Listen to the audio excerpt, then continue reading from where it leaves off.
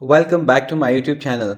The video is specially designed for Firebase Crashlytics and we are going to be using it in Flutter. Crashlytics, as the name indicates, reports crashes to the Firebase. We can listen to the different crashes on our app, and here we can monitor the different crashes and the reasons of these crashes on Firebase Crashlytics dashboard. So it is amazing. But before diving to that, if you haven't subscribed my channel yet, please make sure you like, share and subscribe my channel, and don't forget to hit the bell icon as well. Now here we will come to the run here, and here from the run we have the Crashlytics here. Let's select the Crashlytics to open the service. Here Firebase offers this Crashlytics. From here we need to add this SDK into our application. For that you need to add this dependency into your Flutter application. I have already added this one in my pubspec.yaml file that you can see here. Now let's come to the main file. We just need to add a few lines of code here for enabling Firebase Crashlytics. Here I will use Flutter error, and then on error I will set it to a callback for error details. That will pass error details, and here let's put a semicolon here. Here we will use a Firebase Crashlytics instance to record Flutter fatal errors, and we are going to pass these error details to it. So this code will handle all the crashes and it will report it to the Firebase dashboard, but it will just report for Flutter platform errors.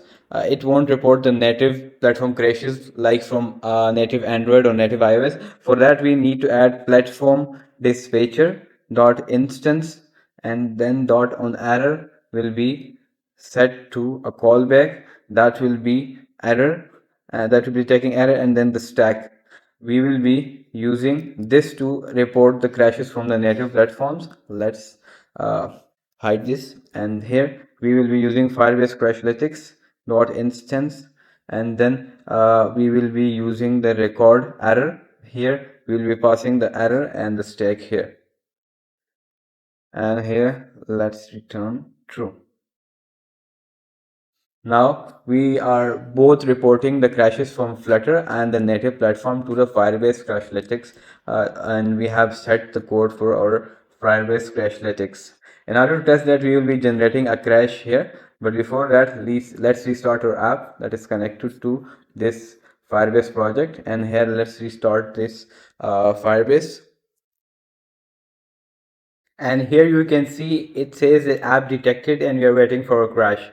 So now here we can come to our app, and from here we can complete this to do. We can use the Firebase Crashlytics instance to crash our app. So whenever we tap on this button, our app will get crashed. Let's restart the app and then let's try it out. I will tap on the generate crash button, and you can see our app has been crashed. Now let's see if the dashboard has been updated or not. It usually takes 5 to 15 minutes to update the UI, although the crash is reported to Firebase at the time when it is occurred. So let's ignore this and wait if the UI updates. Let's come to the app again, and here we have this crash tutorial here. Open it again and we will generate a crash again and again. So we will have 3 crashes here.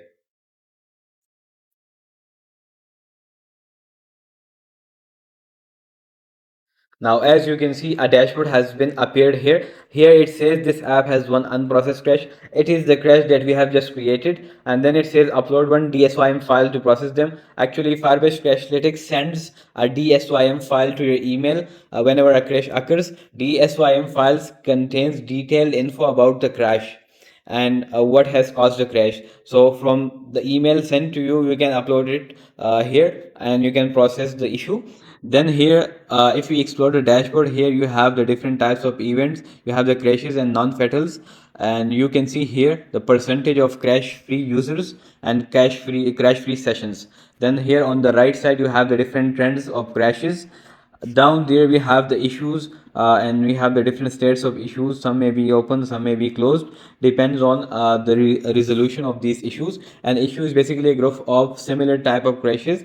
Firebase Crashlytics automatically prioritizes them so that you can resolve the issues based on priority. So overall, Firebase Crashlytics is an amazing tool to make your app stable, to increase your app stability, so that you get reports about the different crashes and what causes them.